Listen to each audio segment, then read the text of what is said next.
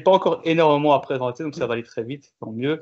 Mais donc, grosso modo, les objectifs, c'est de montrer qu'on peut travailler, faire des peuplements productifs à partir des régénérations naturelles, éventuellement enrichies. Et le constat, c'est que en Belgique, on a tendance à ne pas le faire. Et ce, dû à plusieurs raisons. Déjà, il y a le caractère aléatoire de la régénération naturelle. Après, il n'y a pas beaucoup de planteurs qui sont spécialisés dans le suivi de la régénération naturelle.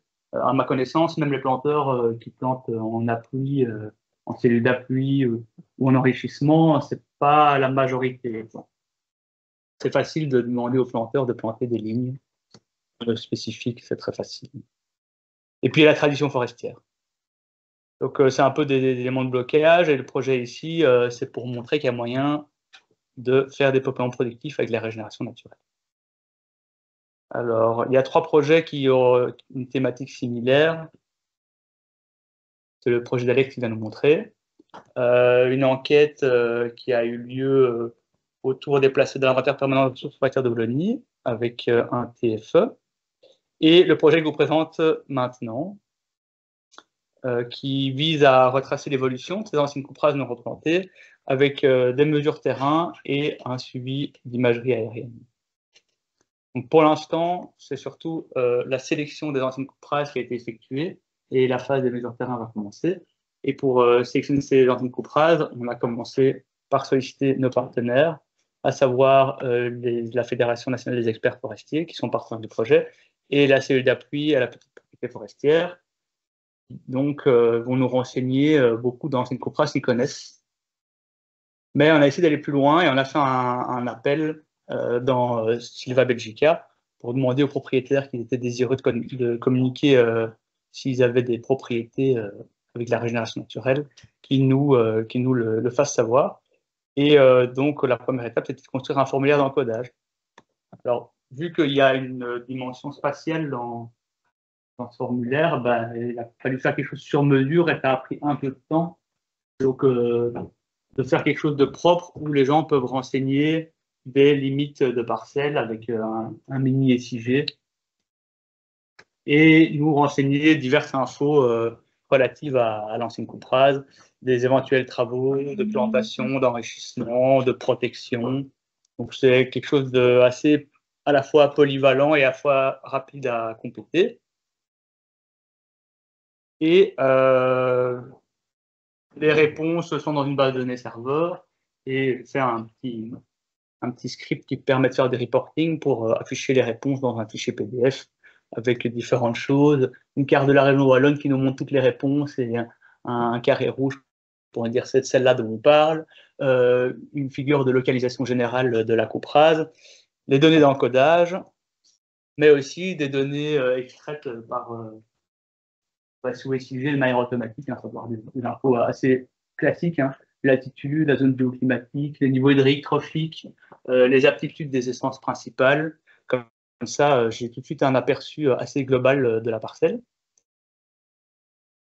On a également envoyé un mail à tous les agents du DNF et voilà, ça c'est ce que je voulais vous montrer aujourd'hui. C'est un peu le succès, c'est qu'en fait, on a eu beaucoup de réponses.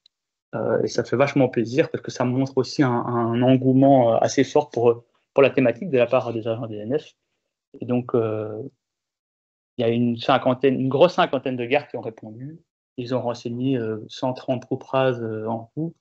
Alors, vu que le projet va utiliser de l'imagerie aéroportée pour faire de la détection et de la caractérisation de couperaises, en première approche, on demande toutes les anciennes couperaises non replantées, même si elles ne sont pas tout à fait anciennes et même si elles ne sont pas tout à fait non replantées.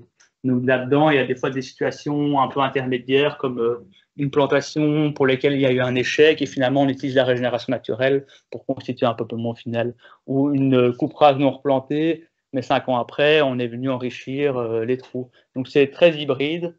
Il y a des jeunes couperases qui ont moins de 5 ans. Et donc, sur ces données-là, on en a présélectionné au jour d'aujourd'hui 62, qui en fait sont des anciennes couperaises qui ont minimum 10 ans et qui sont en mélange, pour lesquelles la régénération naturelle est en mélange. Donc, on a enlevé tout ce qui est monospécifique parce que c'était plus facile à modéliser spécifique. Là, on part uniquement dans une coupe rase en mélange, et qui sont effectivement anciennes. Et on va commencer la semaine prochaine les mesures terrain pour objectiver le succès ou l'échec de régénération par la méthode des quadras centrés, donc qui permettent de mesurer un nombre restreint d'arbres par unité d'échantillonnage, ici à savoir 1 par quadrat. Donc, on va parcourir le peuplement au moyen de transects qui sont représentés ici par la ligne noire. Et les 20 mètres, on va s'arrêter et on va observer les 4 arbres les plus proches qui correspondent aux arbres des 4 quadrats qui entourent la position centrale de l'unité d'échantillonnage. C'est un dispositif qui n'est pas permanent, donc il n'y aura pas de jalon. Ça va plutôt d'aller vite, mais on va mesurer la position des centres de l'unité d'échantillonnage avec un GPS différentiel comme ça. On pourra toujours revenir sur place le cas échéant. Et surtout, pour les anciennes coupes rases les plus intéressantes, on pourra faire l'inventaire à 2 ou 3 phases, enfin, ça sera plutôt 3 d'office. Par là, j'entends revenir faire des vols drones pour pouvoir avoir une couverture drone qui permettra de faire le lien entre les images aériennes et les données terrain.